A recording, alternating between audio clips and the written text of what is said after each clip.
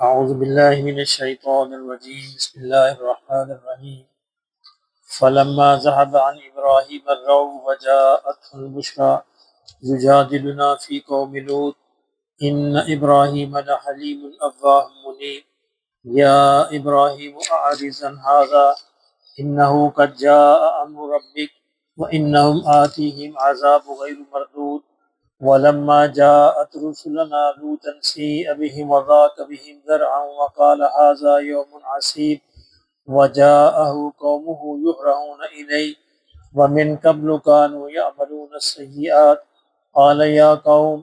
هؤلاء بناتي هن أطهر لكم فاتقوا الله ولا تخزوني في ضيفي أليس منكم رجل رشيد قالوا لقد علمت ما لنا في بناتك من حق وإنك لتعلم ما نريد قال لو أن لي بكم قوة أو آوي إلى ركن شديد قالوا يا لوط إنا رسل ربك لن يصلوا إليك فأسر بأهلك بقطع من الليل ولا يلتفت منكم أحد إلا امرأتك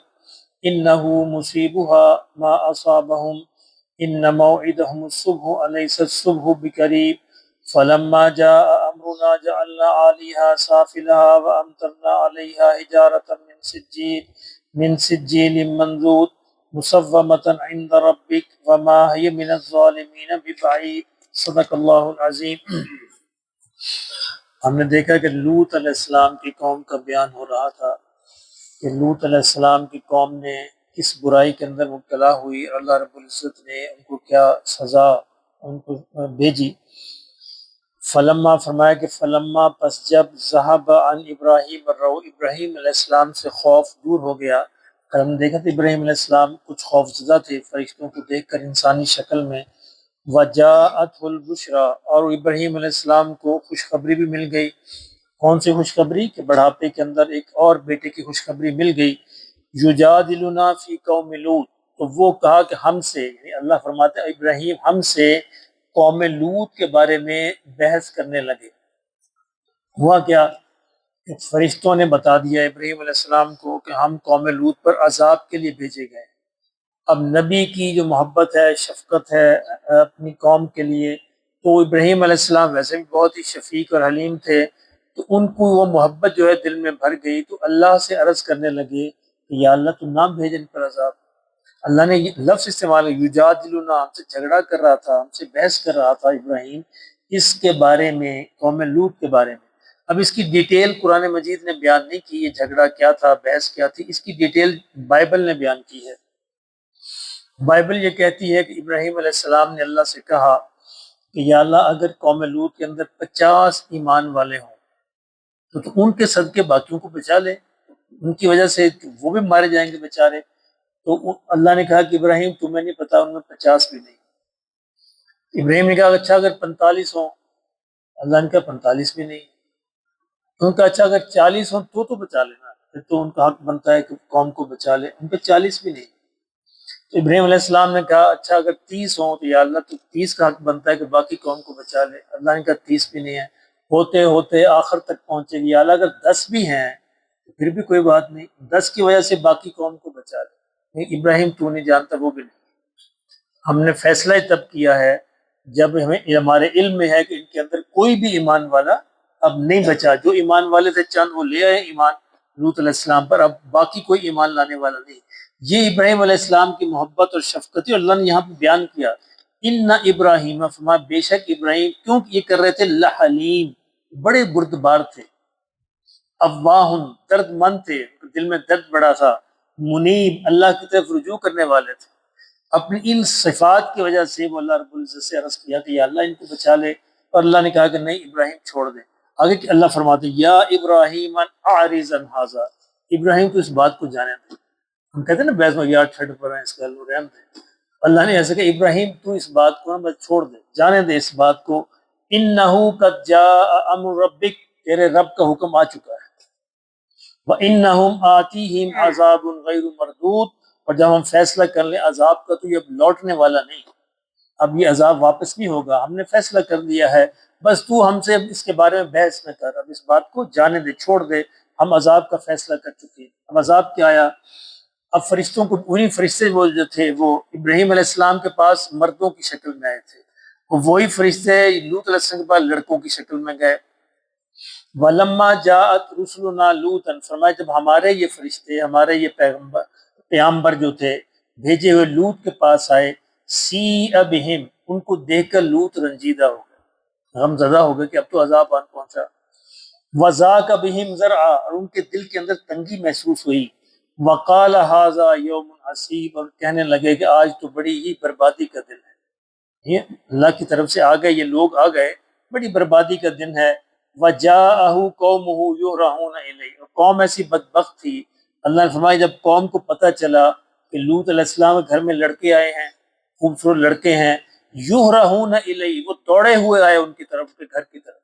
یعنی اس قوم کے اندر یہ بیماری تھی کہ وہ لڑکوں کے ساتھ بدفعلی کرتے تھے، عورتوں کے ساتھ جو جنسی تعلق ہے وہ استعمال نہیں کرتے تھے اور لڑکوں کے پیچھے بھاگتے تھے۔ اب جب یہ پتہ چلا کہ لوط کے گھر میں کچھ لڑکے آئے ہیں، اجنبی لڑکے ہیں، پتہ نہیں کہاں سے آئے ہیں، فرمایا کہ وہ قوم جو ہے دوڑی ہوئی، بھاگی ہوئی ان کی طرف آئی۔ وَمِن قَبْلُ كَانُوا يَعْمَلُونَ السَّيِّئَاتِ، اللہ نے فرمایا اس سے پہلے بھی وہ اسی برائی کے اندر مبتلا تھے، پہلے بھی اس طرح کی حرکتیں کرتے رہے تھے۔ اب لوط علیہ السلام کو دیکھ کے اللہ اکبر، نبی کی شفقت کیا ہوتی، فرمایا قال یا قوم، لوط علیہ السلام کا اے میری قوم، ہؤلاء بناتی، دیکھو یہ میری بیٹیاں ہیں۔ اس کے دو مطلب ہیں، ایک یہ ہے کہ پوری قوم جو ہے وہ نبی کے لیے بیٹے اور بیٹیاں ہوتی ہیں، نبی پوری قوم کا باپ ہوتا ہے، قوم کے بیٹے اور بیٹیاں نبی کی بیٹے اور بیٹیاں ہوتی ہیں۔ اس سے اشارہ دونوں طرف ہے، اپنی بیٹیوں کی طرف بھی اور پوری قوم کی بیٹیوں کی طرف، کہ تم اس چکر کو چھوڑ دو، بیٹیاں موجود ہیں ہمارے گھروں کے اندر، ہن اطہر لکم، یہ زیادہ پاکیزہ عمل ہے، یعنی یہ جنسی عمل جو ہے یہ زیادہ پاکیزہ ہے ان کے ساتھ اگر یہ عمل کرنا ہے تو ان کے ساتھ نکاح کرو، مطلب ایک ان کے ساتھ نکاح کرو، ان کے ساتھ جائز طریقے سے یہ عمل کرو۔ فاتقوا اللہ، لوگو اللہ سے ڈرو، ولا تخزونی فی ضیفی، اور مجھے رسوا نہ کرو میرے مہمانوں کے بارے میں، یہ میرے مہمان ہیں، مجھے تم رسوا نہ کرو، میرے گھر کو چھوڑ دو، گھر پہ حملہ کیا ہوا تھا، چاروں طرف سے گھیر رکھا تھا، ان لڑکوں کو ہمارے حوالے کرو۔ اب لوط علیہ السلام نے بیچارے بڑی محبت سے، شفقت سے، درد مندی سے سمجھا رہے، نہیں سمجھ آ رہی ان کو۔ آخر وہ کہنے لگے الیس منکم رجل رشید، ارے بدبختو، تمہارے اندر ایک آدمی بھی نہیں ہے جو سمجھ جائے میری بات۔ میں کہتا ہم تنگ آ کے انسان، یار کوئی بندہ بھی نہیں میری گل سمجھنے والا، تمہارے اندر ایک بندہ بھی نہیں ہے جو میری بات کو سمجھ جائے۔ قالوا لقد علمت ما لنا فی بنات، اللہ اکبر، اب قوم اسی بدبختی پہ قائم ہے۔ قالوا، وہ کہنے لگے، لقد علمت، لوط تو جانتا ہے، ما لنا فی بناتی کا من حق، ہمیں لڑکیوں سے کچھ لینا دینا نہیں، ہمیں لڑکیوں کی طرف کوئی رغبت نہیں ہے، عورتوں کی طرف کوئی رغبت نہیں ہے، ہمیں کچھ لینا دینا نہیں ان سے۔ وَإِنَّكَ لَتَعْلَمُ، اور تو جانتا ہے اس کو، ما نری، جو ہم چاہتے ہیں، ہم کس مقصد کے لیے آئے ہیں، لوط تو بھی جانتا ہے، ہمارے اس مقصد کو پورا کر۔ اور لوط علیہ السلام کہتے ہیں قَالَ لَوْ أَنَّ لِي بِكُمْ قُوَّةً، کہتے کاش میرے پاس آج قوت ہوتی تو میں ان کو زبردستی روک دیتا، ان کو بھگا دیتا اپنے گھر سے۔ او آوی الی رکن شدید، یا مجھے کسی پناہ میسر آ جاتی، کسی کی پناہ میسر آ جاتی، اس کی پناہ لے کے میں ان کے اس حملے کا مقابلہ کرتا۔ قالوا یا لوط، اب فرشتے یہ سارا منظر دیکھ رہے ہیں، اب ان کو تو نہیں معلوم کہ یہ فرشتے ہیں، انہوں نے کہنے لگے یا لوط، اے لوط، انا رسل ربک، ہم تیرے رب کی طرف سے فرشتے ہیں، لن یصلوا الیک، یہ تم تک نہیں پہنچ سکتے، تو پریشان نہ ہو، کیوں پریشان ہو رہا ہے کہ تم کو پکڑ لیں گے، تم پر حملہ کریں گے، یہ تم تک پہنچ ہی نہیں سکتے۔ فاسری باہلک بقطع من اللیل، پر تو ایسا کر کہ اپنے رات کے کسی حصے میں اپنے گھر والوں کو لے کر نکل جا، اپنے گھر والوں کو اکٹھا کر اور لے کے تو یہ شہر چھوڑ دے، رات کے کسی حصے کے اندر چھوڑ دے۔ ولا یلتفت منکم احد، اور تم میں سے کوئی پیچھے مڑ کر نہ دیکھے، اللہ کی طرف سے حکم ہے تم نکل جاؤ گھر سے اور پیچھے مڑ کے نہ دیکھنا، الا امرأتک، سوائے تمہاری بیوی کی،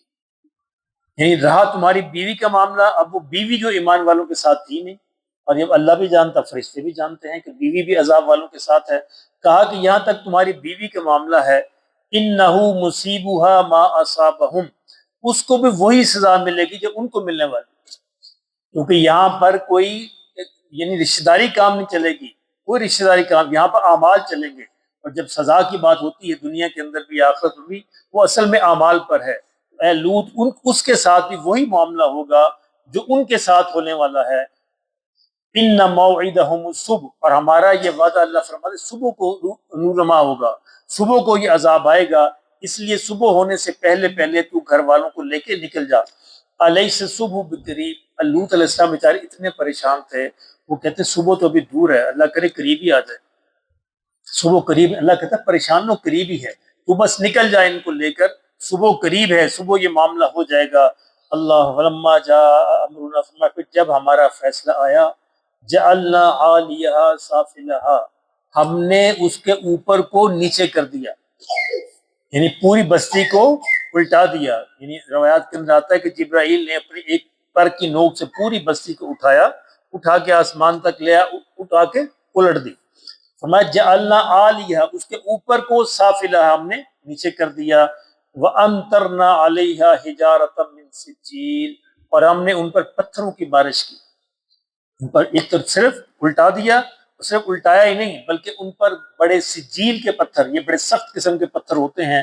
وہ پتھر جو ہے ہم نے، اس سورہ فیل کے اندر بھی آتا ہے نا، جو اصحاب فیل پر بھی جو پتھر برسے تھے وہ بھی یہی تھے، ان پتھروں کی بارش کی ہم پہ، منظور تہ در تہ، یعنی صرف ایک ریلا نہیں، دوسرا ریلا، تیسرا ریلا، چوتھا ریلا، ایک تہ، پھر پتھروں کی دوسری، پھر تیسری، چوتھی، جب تک اللہ کی حکمت نے چاہا۔ مصومۃ عند ربک، ما یہ پتھر وہ تھے جو تیرے رب کی طرف سے نشان زد تھے، ایک ایک پتھر کو پتا تھا کہ ہم نے برسنا ہے، ایک ایک پتھر اللہ نے پہلے نشان لگا دیا تھا کہ یہ پتھر ہیں جو قوم لوط پر برسیں گے۔ حجارۃ عند رب مصومۃ عند ربک وما هي من الظالمین ببعید، فرمایا یہ پتھر ان ظالموں سے دور نہیں تھے، اسی بستی کے اندر بکھرے پڑے تھے، لیکن اللہ نے لکھ رکھا تھا نام کہ یہ پتھر وہ ہوں گے جو ان کو برسیں گے اور ان کو برباد کریں گے۔